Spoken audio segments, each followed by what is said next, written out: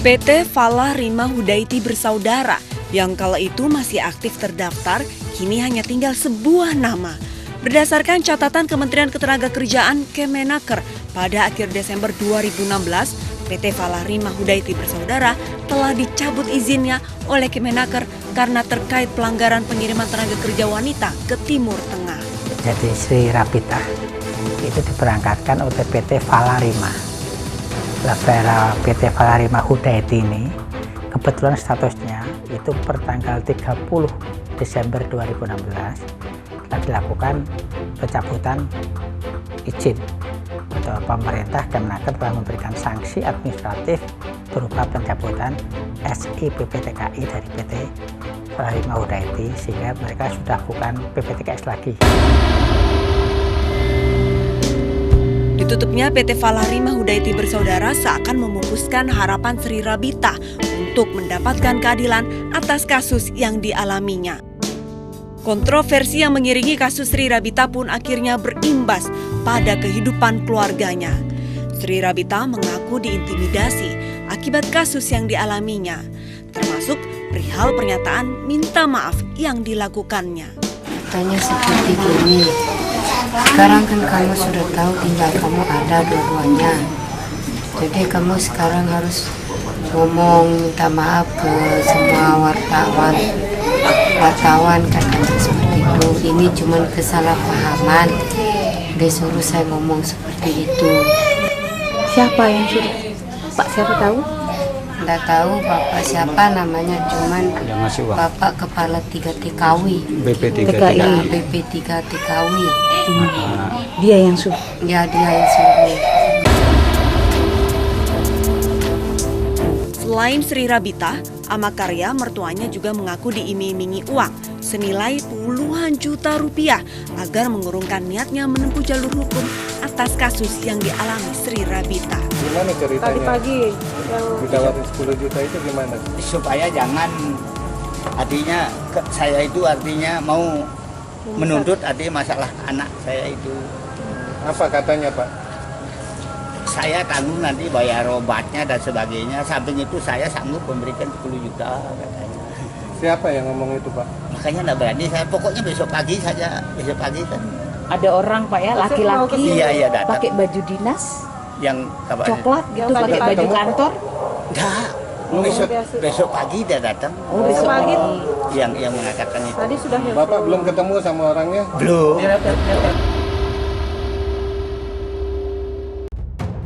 Bagi Migran Care, LSM yang bergerak di bidang advokasi pekerja migran, intimidasi dan iming-iming sejumlah uang pada Sri Rabita dan keluarganya seolah membuktikan adanya keganjilan dalam kasus ini. Saya menduganya sih itu ya, ada tekanan nggak tahu dari mana yang membuat Sri Rabita memberi informasi yang lain dari yang pertama diberikan. Saya yakin informasi yang benar adalah yang diberikan pada awal.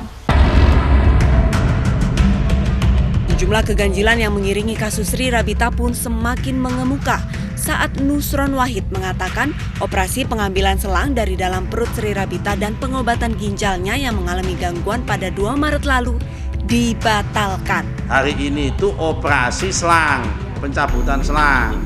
Oke, tapi yang bersangkutan tidak mau. Dengan alasan, ginjal saya masih ada, ngapain saya dioperasi? Dia nggak mau diambil selangnya. Akhirnya pulang. Dia menyatakan sendiri, ada surat keterangannya ini resmi. Ini, tanda tangannya rumah sakit ini semua. Keterangan Nusron Wahid pun dibantah oleh kuasa hukum Sri Rabita. Faktanya, operasi pengambilan selang dari dalam perut Sri Rabita tetap dilakukan di Rumah Sakit Biomedika Mataram. Menurut kuasa hukum Sri Rabita, hal ini dikarenakan Sri Rabita sering mendapatkan tekanan dan intimidasi sehingga butuh ketenangan dalam menjalankan operasi. Sebenarnya kami tidak menolak, tetapi di sana tidak aman dan tidak nyaman. Seperti tidak aman dan tidak nyamannya tadi ada banyak intimidasi. sebenarnya kita tidak menolak karena yang melakukan operasi juga orang yang tidak berbeda. Kalau yang terekam itu salah satu perekam itu yang akan kami coba nanti pasca Sri Rabita kesehatannya mulai pulih, kita akan pada tahapan tindakan hukumnya. Pihak Rumah Sakit Biomedika pun membenarkan bahwa pada hari Rabu 1 Maret 2017 Sri Rabita masuk dan mendapatkan perawatan. Selanjutnya Sri Rabita pulang dari rumah sakit pada Minggu 5 Maret lalu. Pasien itu kita terbatas sekali memberi penjelasan. Saya hanya memberi penjelasan bahwa pasien ini dirawat 5 hari di sini. Kemudian yang lainnya tidak bisa kami sampaikan apakah penyakit apa dan tindakan apa yang dilakukan. Itu kami dilarang untuk menyampaikan keluar. Jadi mohon pengertiannya.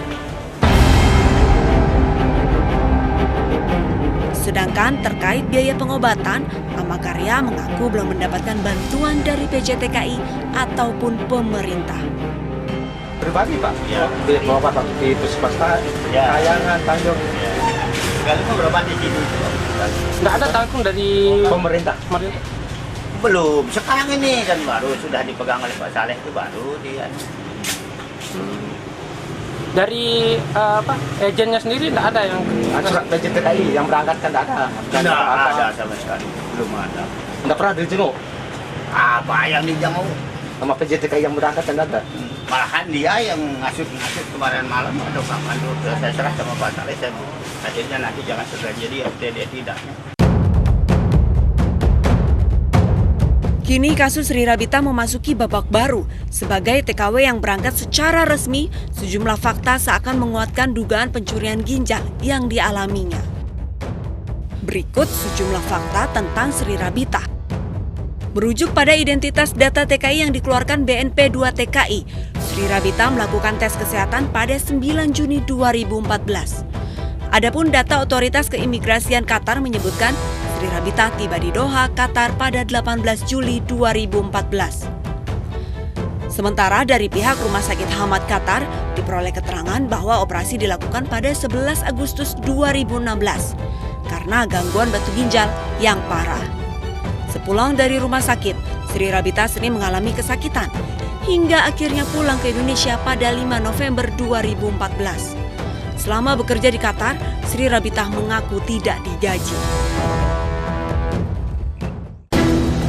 Dugaan pencurian ginjal yang dialami oleh Sri Rabita bukanlah kasus yang pertama kali terjadi. Lantas, benarkah ada oknum PJTKI yang terlibat dan bagaimana sikap pemerintah?